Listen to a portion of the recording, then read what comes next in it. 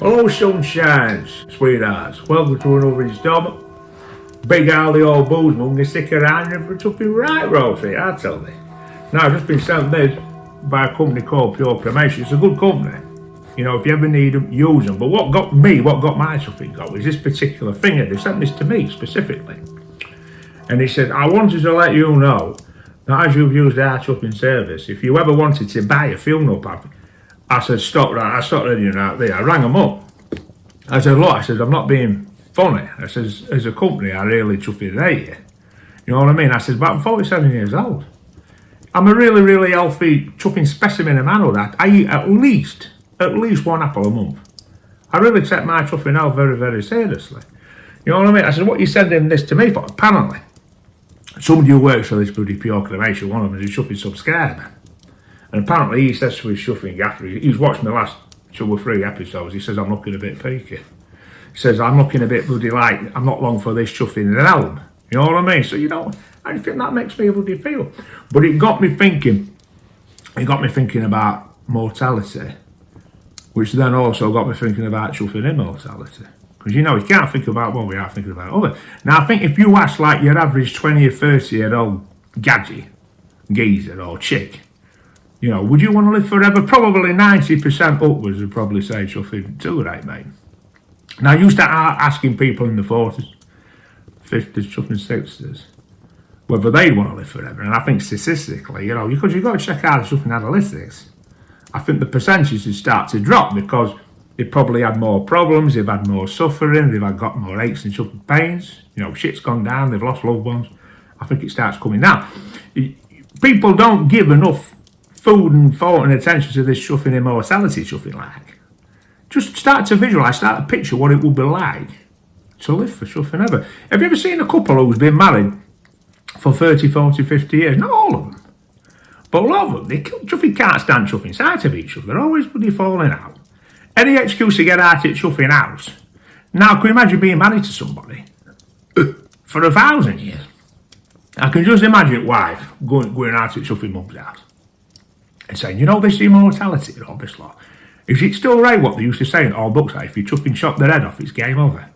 And mum says, yeah. She says, have you still got that chainsaw?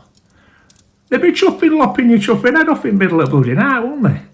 You know, and also, who's to say people always assume or presume or whatever by all this bloody shit, all these films and these TV series, that immortal people, you look at like Hannibal the Elves, at Lord of the Rings and all this bloody Twilight and all this stuff. That immortal people are always young, fit and sexy. Now, what's to say you don't become immortal at 6 months chuffing out? You get to 6 months, bang, you become immortal at 8. Spent the rest of the chuffing eternity, not like 5, 6 years, rest of eternity crying, shitting yourself, eating, sleeping, and trying to shove your big chuffing toe in your mouth. And then just imagine, other end of the spectrum, well, you become immortal, you live all the way through your life and you become immortal, you're chuffing 100 years old. You can't chuffing see, you can't find your glasses, you've lost your chuffing hearing aid, you're looking all over the place for false teeth. When you finally found your false teeth, your memory's that badly gone you don't even know what they're for. You think they're a set of chuffing castanets. And you're still shitting yourself. So, you know, all this immortal business, it's not always bloody cracked up to, I tell you. Now, welcome to the chuffing castle. And this is the first time that we've done one. I'll let you have a look behind me. The fireplace and the chuffing elephants, chuffing sus up there and all this kind of chuffing shite. It's late into evening now, and this is where Lord and Lady Shagmore live. Now, chuffing Lady Shagmore, she's out on a chuffing broomstick somewhere. I think she's round at that chuffing creepy cottage. I've not seen her all chuffing day. But I've been here, Lord Shagmore. You okay, baby? Oh, nice to see you. And also, with us today, his oldest friend, Lord Shagmore's oldest friend, chuffing Lord Battledore. And talking of false teeth, we just spent about 45 minutes looking for his chuffing false teeth. They're in his top pocket, next to his chuffing harmonica. Are you okay? Yes, mate. Right, my ladies and chuffing gentlemen. Now, just talking about this place itself, the castle. I mean, Lord Shagmore and Lord Battledore, they'll correct me if I'm wrong. But it's really, really old, and I think that Henry VIII actually stopped here in his chuffing prime, in his pomp, when he were young and sexy, before he were fat, bloated, and throwing chuffing chicken carcasses over his chuffing left shoulder. So he stopped here, didn't he? Big Henry! I thought so. Right, we're going to do a nice little chuffing review now, ladies and gentlemen. We're going to be doing Another Chaser Spectacular. We'll keep in line with what we've been doing over the last few chuffing weeks. Won't be doing Chasers all chuffing time, but we'll keep going for time being. We're going to be doing chuffing Glen, Scotia chuffing double cask. And we're going to be chasing it down. We're going to be washing it down with Mad Squirrel, the chuffing Nutcracker. Right, so first into the Glen, Scotia. This is basically from the Campbelltown chuffing region. It's a Campbelltown single malt whiskey. It's a double cask, Pedro Ximenez cask finish, and I'll just read you some chuffing gubbins off the bloody back here while you're having a look at film there. It says, Campbelltown is one of the officially recognised and protected whisky regions of Scotland. This small town on the Kintyre Peninsula on the west coast was once home to over 30 distilleries. Now, with a distillery on every corner, it was known as the Victorian whisky capital of the world. Only a few distilleries endure and survive to the present date, and Glen, Scotia stands proudly amongst the last of the many. Now, talking about this particular specific expression itself, it says this. Every carefully selected cask has been matured in first fill bourbon barrels before finishing this outstanding single malt whisky in Pedro Ximenez sherry cask.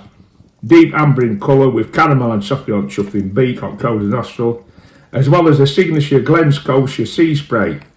On the palate, there is a perfect balance of rich spicy fruits, toffee and fudge, and a dry finish with vanilla oak. Non-chill filtered, a true taste of bloody Campbelltown. So that's chuffing delicious. And the main reason, again, why I brought this forward is pretty self-evident. There's hardly any other chuffing sort left. But I give Chris Pounder, who was one of my chuffing subscribers, I give him a taste of this other way he chuffing up there. And he's usually a bourbon man. Right, so we're going to be washing it down with the bloody Mad Squirrel Nutcracker.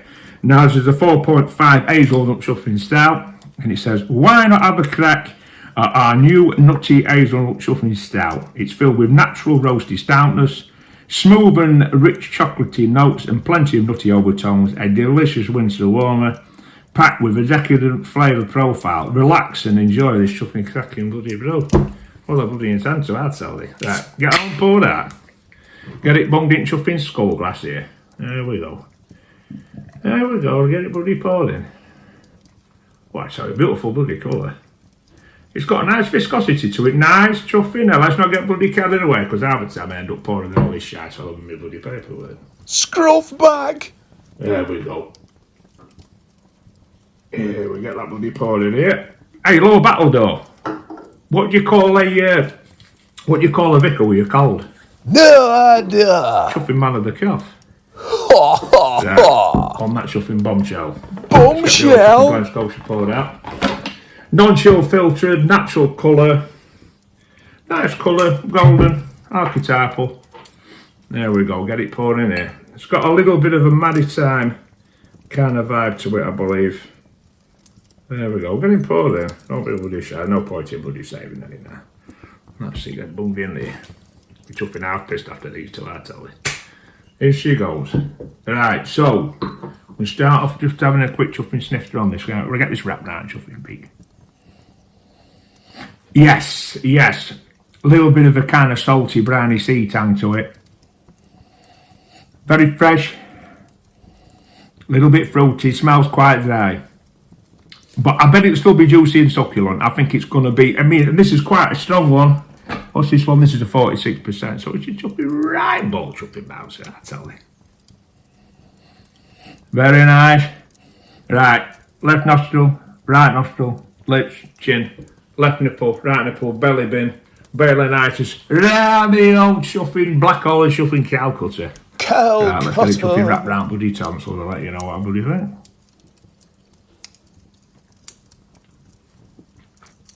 Good shit. I think for its potency, it has got some potency. And now we're getting the burn. But it's still smooth. Still got some smoothness to it. You can taste that sherry influence, that sweetness, that decadency. Quite lively. Quite spicy, but not overly spiced. Quite drying, but then leads forward into a juicy, chuffing mouthfeel. But it sits really, really nicely, that. You could, I would say, it's a day into an evening chuffing drink. You know what I mean? I'm searching for my bloody words here. You could drink it in daytime, but it has enough decadency, you know, when you sat around bloody campfire like, or around fireplace like what I am now. You're in for a bloody treat with this chuffing stuff. Very, very nice. So have a little bloody sip. Delectable shite, my dear boy. Quite rounded, quite even. Got a few spiky elements to it.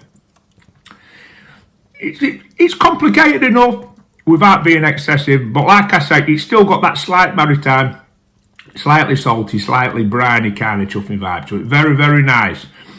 I'd have to have it again. I remember specifically quite clearly chuffing Old Pulteney, which is a classic old chuffing zam, being a kind of maritime chuff. I think that's actually known as the maritime malt. It's not the same as that, but it's got that maritime essence to it. Right, let's get into the old bloody mad squirrel stout. Here we go. Edge died right off. Sounds like So we don't keep its head Trump. like a Guinness or a Mulligan's or anything of that kind of vibe. It's just gone dead flat. Smell wise? Yeah, you can smell that hazelnut, you can smell them nuts in it.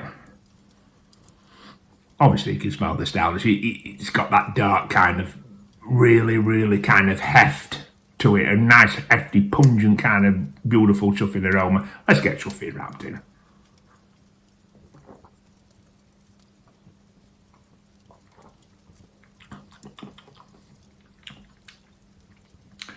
What do you think of that one, boys? Works for me, Big Al. Been alright, isn't it? It's A alright. tasty little bloody- bonanza. quite sharp, I think. Have a little sip.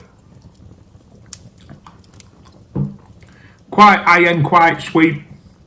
The nuttiness of the flavour is not, it's not overwhelming. It don't like kind of rear its head too chuffing much. It's quite smooth, quite nice, quite delicate. I've had stouts with a bit more bottom end, a bit more body to them, but it's got enough. Right, now let's see how it sits as a chaser. So I'm going to do what I always do. I'm going to go beer first.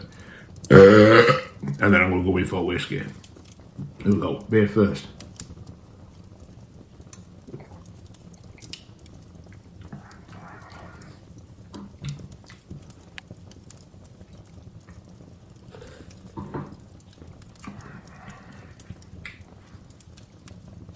It works well enough. I think there is other pairings that would probably work a little bit better. But I think the stout has a tendency to take, because it's kind of already filled your mouth up with the stout loveliness, it's taking the edge off the whiskey. So the whiskey's losing its burn. But it's also, each one I think is slightly detracting ever so subtly from each other's like kind of flavour parameters. But it's not bad. Let me do it one more time. Gets you pissed.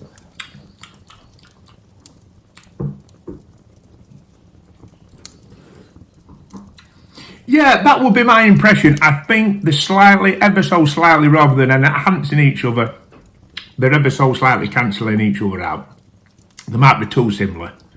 You know, you need to have something that is complementary but has enough of different characteristics to make it, you know, different enough so you can taste the differences in the flavour. These are probably too samey. There's something inherent in the flavours of each of those two something zams that is kind of slightly undermining each other's full potential. But it's still nice. Let's do it as a Boilermaker. Beer first.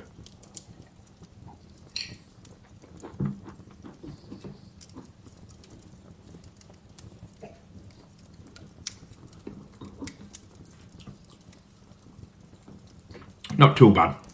Same kind of result. So, for me, as a pairing, not the best chuffing one that we've done. Singular, on its own, beautiful. Get it chuffing by. You can get it for a reasonable price. It's not stupid money. You know, it costs you a bit, but it's not ridiculous. And this one, the Nutcracker Hazelnut Stout, not a personal favourite of mine. I think it's a nice beer, but I've had stouts that I preferred. But not a bad little chuffing job. So, last thing I'll say as well is the world's, there's a little bit of news here for you boys. The world's first flat pack chuffing automobile is just arrived on shelves. You can buy it now, flat pack, in self-assembly. It's called the chuffing IKEA Seed. Apparently, it's got rave reviews, but in early like kind of reviews of it, The occasional box has got missing steering wheels and wing nuts. So it's right what they say. Every bloody flat pack that you buy, there's always something chuffing missing, isn't there? Right, have a chuffing great day and a great life. I'll catch you chuffing later, sunshine, sweethearts. Enjoy. Do they do an IKEA Rolls Royce, dear boy?